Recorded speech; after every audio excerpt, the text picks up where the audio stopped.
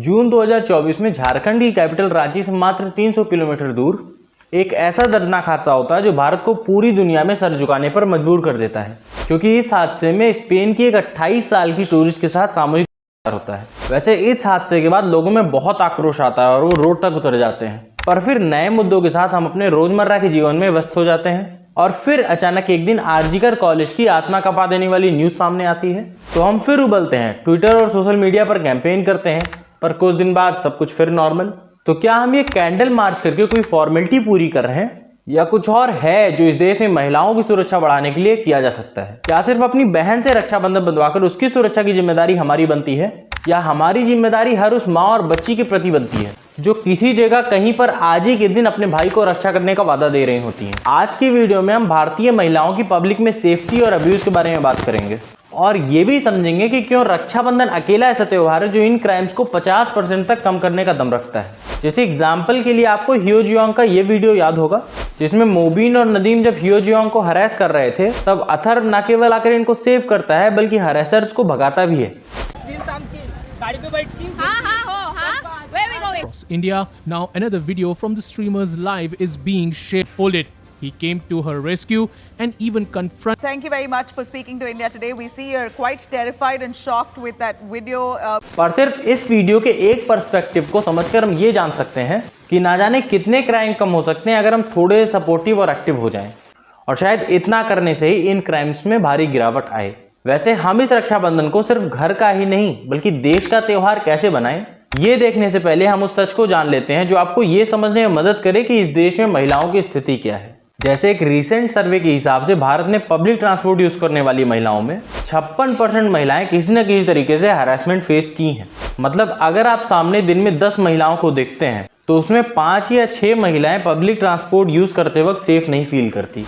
अगर एनसीआरबी का डाटा देखें तो भारत में रेप के अप्रोक्सीमेटली 85 केसेस हर दिन रिपोर्ट होते हैं, और उससे भी ज्यादा चौंकाने वाली बात यह है कि 90% टाइम अटैकर्स विक्टिम्स की जान पहचान के ही होते हैं। वैसे ऐसा नहीं है कि सरकार और जुडिशरी ने कुछ करने की कोशिश नहीं की।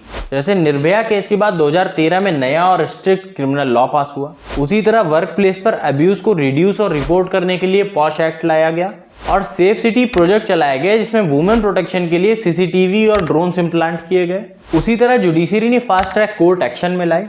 बट स्टिल इस इतने बड़े देश में जब कई बार अटैकर्स खुद पार्लियामेंट में बैठे लोग या फिर उनकी पहचान के लोग हों पर विक्टिम में शायद ही कभी कोई पार्लियामेंट में पहुंच पाए, तो ऐसी कंडीशन में अगर लॉ बन भी गया तो उसकी इंप्लीमेंटेशन में असुविधा तो होगी, और इसलिए वोट देते वक्त आप कास्ट दे करके वोट देने जाएंगे तो इन सब पर बात करने का तो कोई मतलब है नहीं। और वैसे भी इस कछुए की रफ्तार से चलने वाले जस्टिस सिस्टम में जिसने निर्भया कांड जैसे स्पाइन चिलिंग केस में भी अपराधियों को सजा देने में 7 साल लगा दिए हों, उनसे कौन से सेफ्टी और न्याय की उम्मीद लगा लोगे? और ऐसी पुलिस से भी क्या ही सेफ्टी की उम्मीद करोगे जो रात में महिलाओं को अकेले देखने पर सेफ्टी इंश्योर करने के बजाय उन्हें डांट कर घर भगा दें, इस डर से कि कहीं आपके साथ कुछ बुरा ना हो जाए? या फिर इस समाज से भी क्या ही उम्मीद रखते हो जो सिर्फ कपड़ों पर तंज कस के ऐसे हीनियस क्राइम्स को जस्टिफाई करते? तन ढक के रखेंगे तो बलात्कार क्यों होगा? अंग प्रदर्शन होएगा तो भैया अच्छे अच्छे का दिल मचल जाता है। इतनी बड़ी बड़ी कच्ची पहन के घूमती है, तो अपनी बॉडी दिखाती है, क्यों नहीं खाती? आदमी जोश में आ गया। वैसे एनसीआरबी का डाटा देखें तो भारत में कन्विक्शन रेट मात्र 27 से 28% ही है, जो कि ब्रिटेन जैसी जगह है जिनका कन्विक्शन रेट 60% तक है उनसे बहुत कम है। पर इसका एक बहुत बड़ा कारण ये माना जाता है कि ज्यादातर केसेस रिपोर्ट ही नहीं होते। आप खुद समझो, जहां की 90% विक्टिम्स अपने अटैकर्स को पहले से ही जानती हो, वहां की पावर डायनेमिक्स कैसी होगी? और इसीलिए आज भी पैट्रियार्की और विक्टिम ब्लेमिंग भारत में कॉमन है, और फैमिली की रेपुटेशन, ऑनर, कल्चर, इन सब के नाम पे बात दबा दी जाती है। और इन्हीं कंडीशन ने सोसाइटी के माइंडसेट में ये बात नॉर्मलाइज करा दी है कि मेन का रोल फैमिली में वुमेन से ज्यादा होता है। यहां तक कि 10 में से 9 भारतीय मानते हैं कि वाइफ को हस्बैंड की बात माननी ही चाहिए, और इसमें सिर्फ पुरुष आगे नहीं है। 61% महिलाओं का भी यही मानना है कि वाइफ को पुरुष की बात माननी ही चाहिए। तो इस माइंडसेट वाली सोसाइटी में आपको विक्टिम ब्लेमिंग नहीं मिलेगी तो और क्या मिलेगा?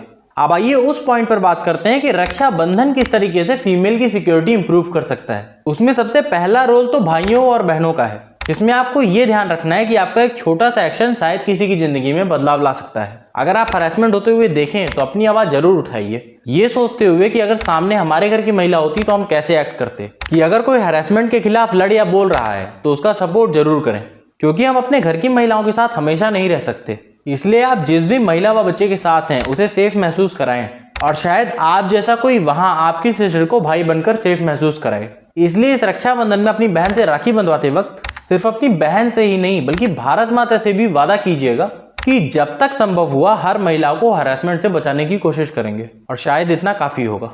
और सबसे अंत में महिलाओं को खुद तैयार होना होगा, जैसे टेक्नोलॉजी का यूज करना, लाइक सेफ्टी एप्स जैसे माई सेफ्टी पिन, रक्षा, इस तरह के कई सारे ऐप्स आते हैं जो आपको सेफ्टी प्रोवाइड कर सकते हैं। और इमरजेंसी अलार्म्स ये फोन में आपके जरूर होने चाहिए। हमेशा अपने साथ सेफ्टी डिफेंस टूल रखें, like paper spray, alarm whistle, taser ring. संभव हो तो कुछ सेल्फ डिफेंस क्लासेस लें और वुमेन हेल्पलाइन नंबर हमेशा याद रखें। अब आपने वीडियो यहाँ तक देख ही लिया है तो उसके लिए आपका बहुत धन्यवाद। अगर वीडियो पसंद आई हो तो इस चैनल को सब्सक्राइब कर लीजिएगा। बाकी आप सभी को रक्षाबंधन की हार्दिक शुभकामनाएं। जल्दी फिर मिलते हैं एक और वीडियो के साथ, तब तक के लिए नमस्कार।